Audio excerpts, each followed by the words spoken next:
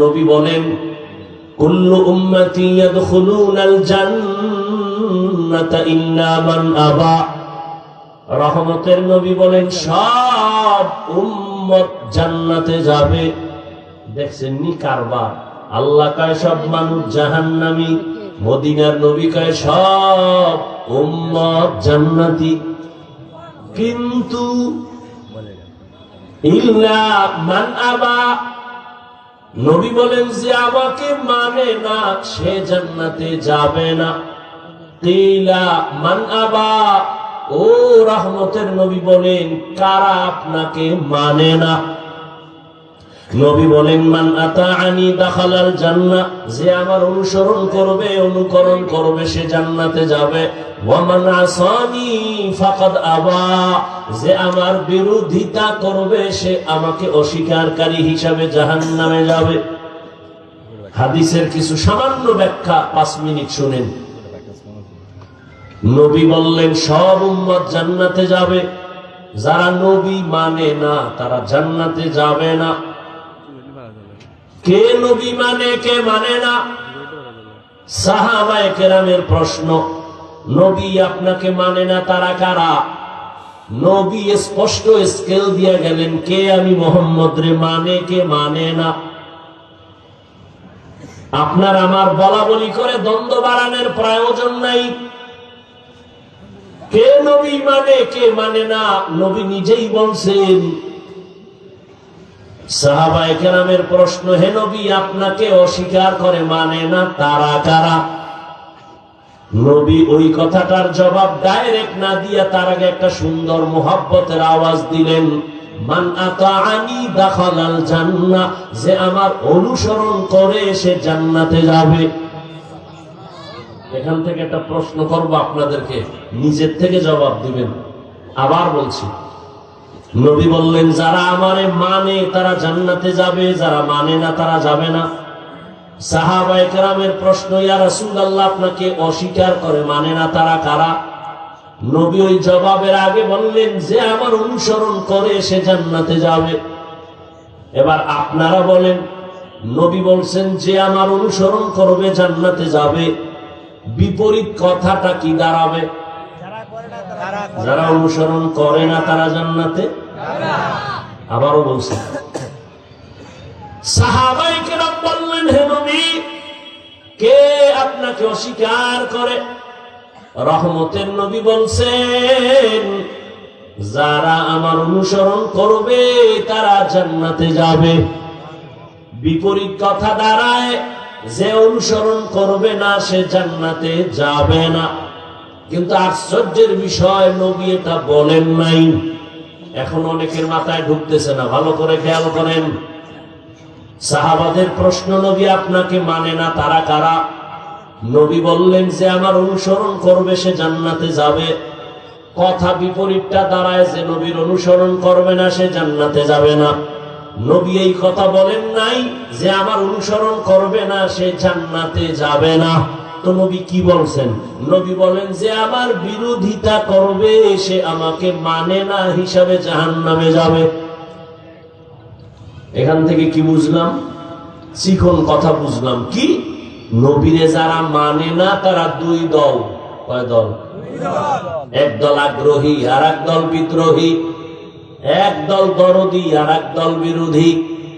যেমন আমি কথার কথা একজন যুবকের জিজ্ঞাসা করলাম, এই যুবক রহমতের নবীর আদর্শে দাড়ি রাখো না কেন, নামাজ পড়ো না কেন? যুবক বলে, হাফিজ ভাই নবীর আদর্শে নামাজ দরকার, আমি পারি না, দোয়া করেন চেষ্টা করব। জবাব দেন এই ছেলেটার কথার দ্বারা কি বুঝলেন? বিদ্রোহী না আগ্রহী? দরদি না বিরোধী? দরদি। ঠিক তেমনি ভাবে প্রশ্ন বামের এক যুবকরে করলাম, এই যুবক নবীর আদর্শের দাড়ি টুপি নামাজ পড়ো না কেন? আমার কথাটা শেষ না হতে বিদ্যুতের গতিতে জবাব দিল, দাড়ি না রাখলে অসুবিধা কি? টুপি না পরলে অসুবিধা কি? নামাজ না পড়লে অসুবিধা কি? বলেন ছেলেটার কথায় কি বুঝলেন? আগ্রহী না বিদ্রোহী? রসুলের আদর্শের বেলায় বিদ্রোহীর আর এক নাম হলো বেঈমান। করে মনে রেখেন। তাহলে একজনের দাড়ি রাখে না, তাকে গালি দেওয়া যাবে না। আগে বুঝতে হবে লোকটা কি আগ্রহী না বিদ্রোহী। আগ্রহী হলে মুমিন, বিদ্রোহী হলে বেঈমান। একটা লোক নামাজ পড়ে না, তাকে গালি দেওয়া যাবে না। বুঝতে হবে লোকটা কি আগ্রহী না বিদ্রোহী। আগ্রহী হলে মুমিন, বিদ্রোহী হলে বেঈমান। যে নামাজ পড়ে না তাকে গালি দেওয়া যাবে না, কিন্তু যে নামাজ পছন্দ করে না তাকে ছাড় দেওয়াও যাবে না। ব্যবধানটা বুঝছেন তো? ব্যবধান আছে না? একজনে নামাজ পড়ে না আর একজনে পছন্দ করে না, দুইজন সমান? একটা মুমিন আর একটা বেঈমান। যে নামাজ পড়ে না তাকে গালি দেওয়া, যে নামাজ পছন্দ করে না তাকে ছাড় দেওয়া, সুযোগ পেলেই জুতা মোবারক। যে পর্দা করে না তাকে গালি দেওয়া যাবে না, কিন্তু যে পর্দার বিধান পছন্দ করে না তাকে ছাড় দেওয়া যাবে না। তাসলিমার পরিণাম ফল স্মরণ করাইতে হবে।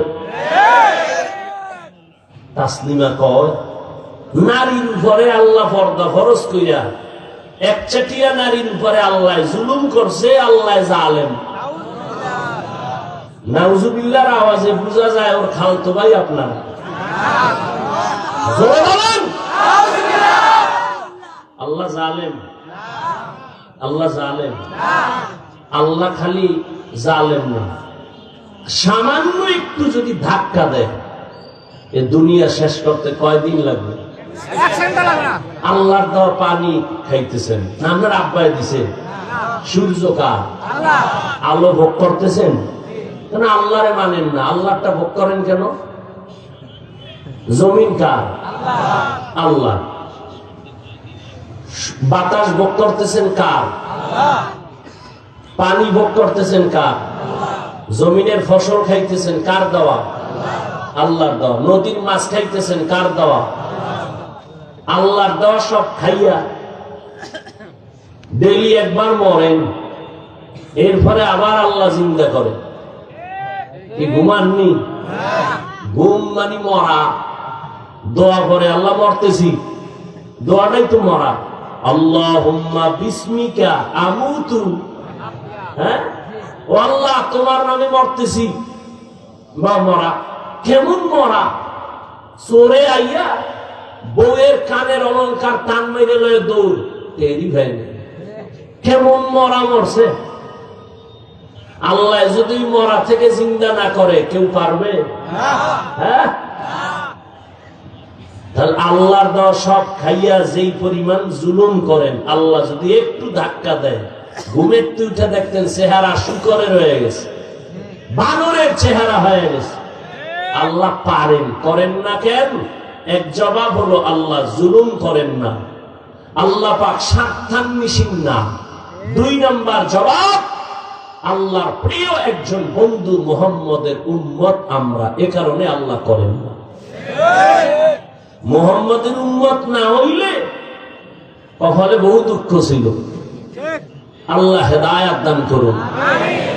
এরপর আমগো কপাল খারাপ, সে আল্লাহরও চিনি না, আর যে আল্লাহর বন্ধুর জন্য আমগো এত সুযোগ সুবিধা সে বন্ধু মুহাম্মদ রেও চিনি না। আল্লাহ হেদায়েত দান করুন। তাহলে যে নবী মানে না তাকে জাহান্নামী বলা যাবে না, গালি দেওয়া যাবে না। বুঝতে হবে সে আগ্রহী না বিদ্রোহী। হাদিস থেকে এই ফলাফলটা আমরা জানবো। একটা বেনামাজিকে দেখলে সি সি করে তাড়ায় দেওয়া যাবে না। প্রবাদ আছে, রোগকে ঘৃণা করো রোগীকে নয়, পাপকে ঘৃণা করো পাপীকে নয়। ঘুমাইতেছে না কেউ? যদি কেউ ঘুমাবো, একটা তাজা কবিরা গুণা করলো মিশা কথা কইয়া। বাঙালি রাতে ঘুমায় না, সবাই দরওয়াজা জানালা বন্ধ করে মোবাইলের হক আদায় করে। মাইয়ে বলার হক আদায় করার টাইম না পাইলেও মাশাআল্লাহ মোবাইলের হক যথাযথ আদায় হয়। বউয়ের হক আদায় হয় না, কিন্তু মোবাইলের হক আদায় হয়। এরপরে হক আদায় করতে যায় মাইনকে সিবায় পইরা পাইছে মিস কল, মিস কল পাইয়ে পরকিয়া, এরপরে কয় বিয়া সাইডে যায় সিরিয়াল 2। আল্লাহর জন্য বিয়া করছে না মাইনকে সিফা আটকাইছে? হ্যাঁ, এক বউয়ের হক আদায় করতে পারে না, ডবল নিয়ে চিন্তা করে। আল্লাহ হেদায়েত দান করুন। এবার আসেন সূরা নিয়ে কিছু আলোচনা করি। ওয়াল আসর, আসরের শপথ। সূরাটা যদিও বড় ছোট সূরা, কিন্তু সূরার পাওয়ার অনেক বেশি। 4 মাযহাবের 4 ইমাম, এর মধ্যে একজন ইমাম হলেন ইমাম শাফিঈ রাহমাতুল্লাহি আলাইহি। তিনি লিখছেন, আল্লাহ যদি কোরআনে হাকিমের মধ্যে 6666 আয়াত সবগুলো যদি অবতীর্ণ নাও করতেন, শুধু আল আসরে সূরাটা দিয়ে বলতেন দুনিয়ার মানুষ এই সূরার উপরে আমল করো, আর মানুষ যদি ওয়াল আসরে সূরাটা উপরে আমল করে জীবন চালাইতো, বিনা হিসাবে জান্নাতি হয়ে যাইতো। তাদের কুদরত দানি বার কামাল, আনতা রব্বি আনতা হাসবি যুল জালাল, তুহি কাদের জলিলুল্লাহ জাহাদাত, বহর হালে তুহি মেরা নেগাহদার।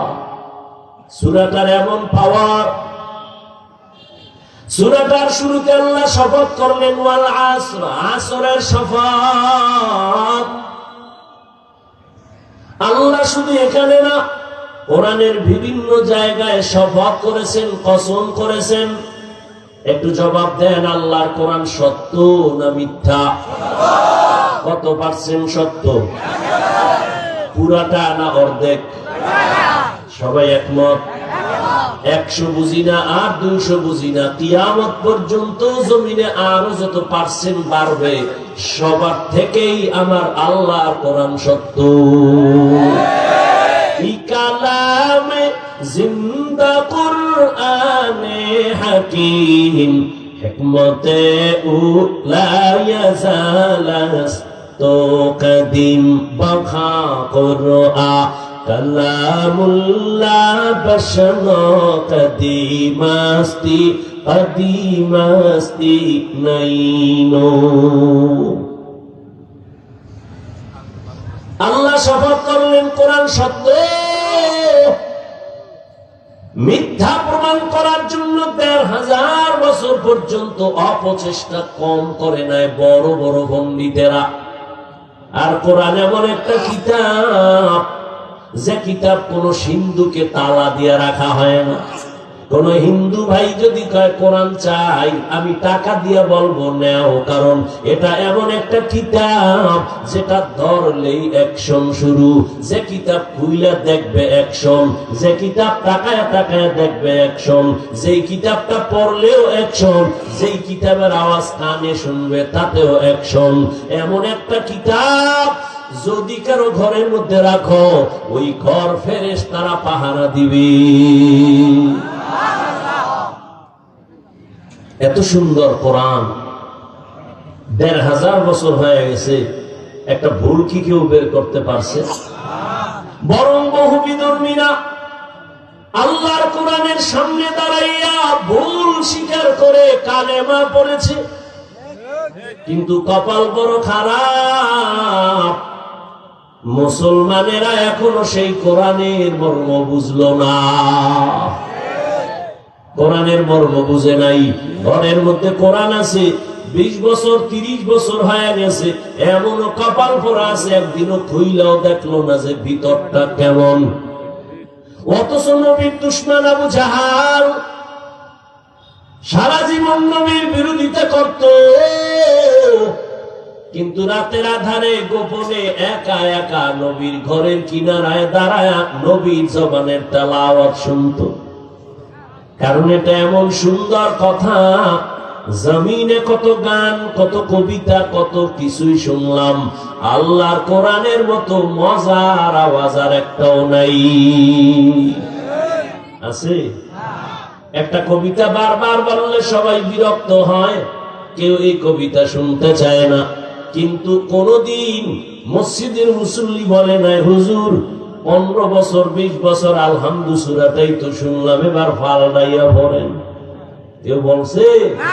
বরং যার তেলাওয়াত আর কণ্ঠ যত সুন্দর, তার তেলাওয়াতে তত মজা। এই কোরআন সিনায় লাগাই ওরে যুবক, ওই কোরআনটা একটু বুকে লাগাও, খুইলা খুইলা তাকাও, দেখবা চোখের পাওয়ার বাড়তে থাকবে। এটা আমার মাওলার দেওয়া কালাম। আল্লাহ আরো কিছু কিতাব দিছিলেন, একটা কিতাব এখন সংরক্ষিত নাই, পুরাটা ভেজাল মুক্ত নাই, কিন্তু আমার আল্লাহর কালাম খোলা মেলা আছে, একটা ভুল কেউ ঢুকাইতে পারে নাই। বরং এই ভুল বের করতে যায় বহু মানুষের জীবনের ভুল ধরা পড়ে কালেমা পড়লো। ও পীরগঞ্জের মুসলমান, এখনো যদি কোনো বিচক্ষণ ব্যক্তি শিক্ষিত বলতে পারো বাবা কোরআনে একটা ভুল আছে, প্রমাণ দাও, আমি এখন দাড়ি কেটে ফেলবো, নামাজ রোজা বাদ দিব, কারণ আমাদের সব কথার মূল পুঁজি হলো কোরআন। আল্লাহ আছে, দলিল কি? কোরআন। কিয়ামত হবে, দলিল কি? জান্নাত আছে, দলিল কি? জাহান্নাম গুনাহগারের শাস্তির জায়গা, দলিল সেই কোরআনে যদি ভুল থাকে তো সব ভুল, আর কোরআন যদি ঠিক থাকে তো সব ঠিক। আল্লাহ বুঝার তৌফিক দান করুন। ভাইরা আমার, আল্লাহ তাআলার কোরআন তো সত্য। সারা দুনিয়ার মানুষ যদি আল্লাহর কোরআন না মানে মিথ্যা হয়ে যাবে। বলেন না কেন?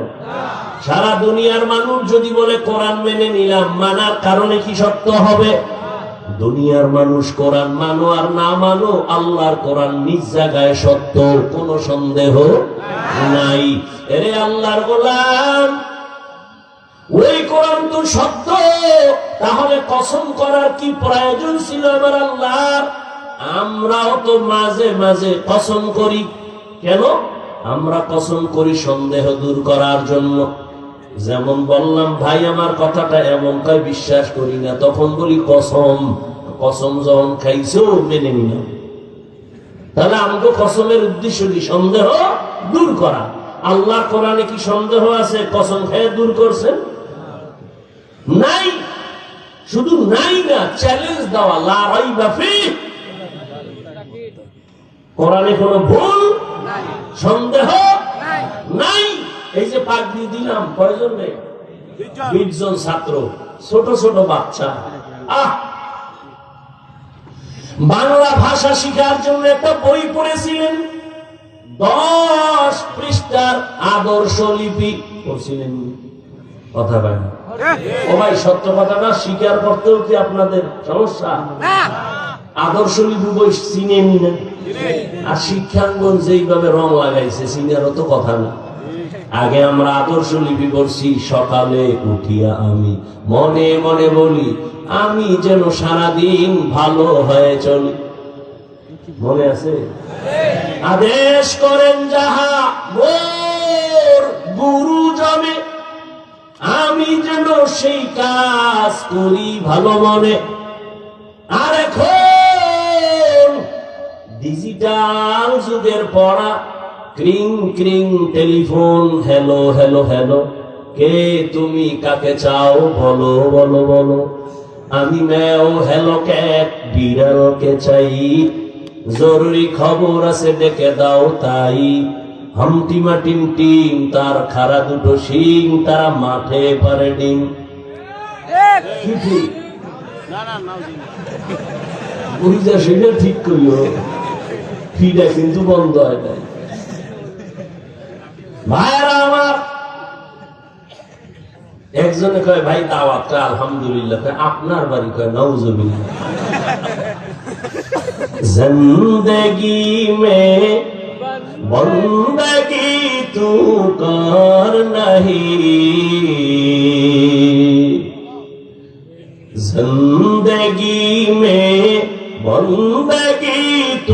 कर नहीं, जिंदगी बे बंदगी शर्मिंदा है, जिंदगी बे बंदगी शर्मिंदा है। খারাপ লাগে?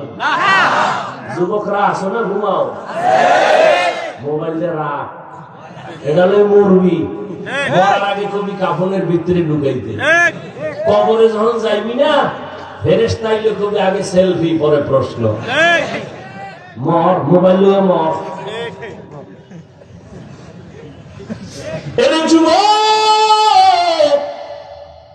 রহমতের নবী কত কলিজা দিয়া মোহাব্বত করেছে যুবকের, বুঝো না রে যুবক।